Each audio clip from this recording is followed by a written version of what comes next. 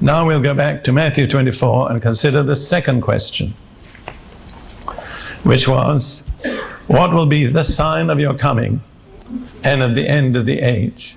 And I want you to notice they didn't say the signs, they said the sign of your coming.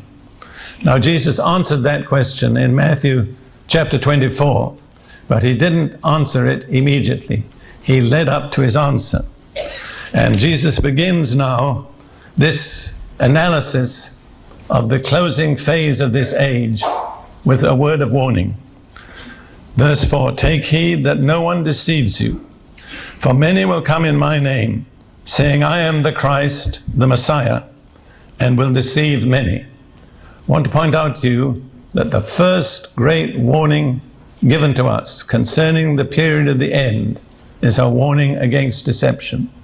And this is repeated twice more in the course of this discourse. In other words, 3 times Jesus warns his disciples in connection with the close of the age against being deceived.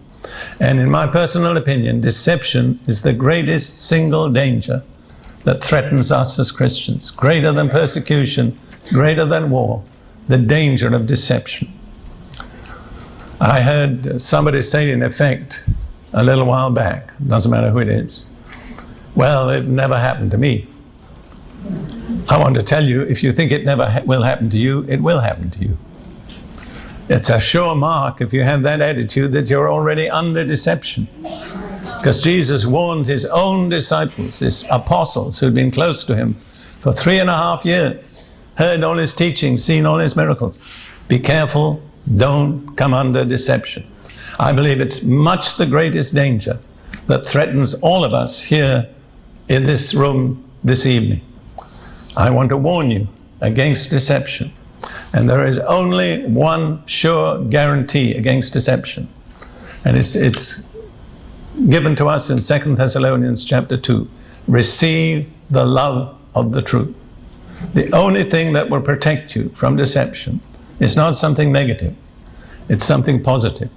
It's the love of the truth. And the Greek word there is agape, which many of you know means the strong form of love.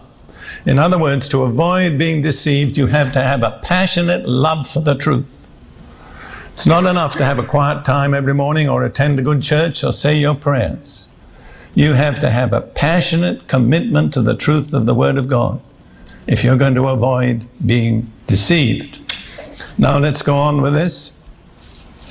Jesus says in verse 5, for many will come in my name, saying, I am the Christ, the Messiah, and will deceive many. Now that's a prophecy made by Jesus. It's been fulfilled. A Jewish encyclopedia lists approximately 40 false messiahs who've come to the Jewish people since the time of Jesus, and all have deceived some of them. Some of them deceived almost the whole nation. Bar Kokhba, the next one, probably did so. Moses of Crete led about 5,000 Jews out into the sea, believing that the Lord would come, and they drowned. So this is a repeated feature of Jewish history. It happened again in the year 1666, when Shabbatai ben Tzvi told the Jewish people he was the Messiah. He was going to restore them to the land of Israel, and thousands of them gathered there. And to save his life, he converted to Islam. What a bitter disappointment for all those believers.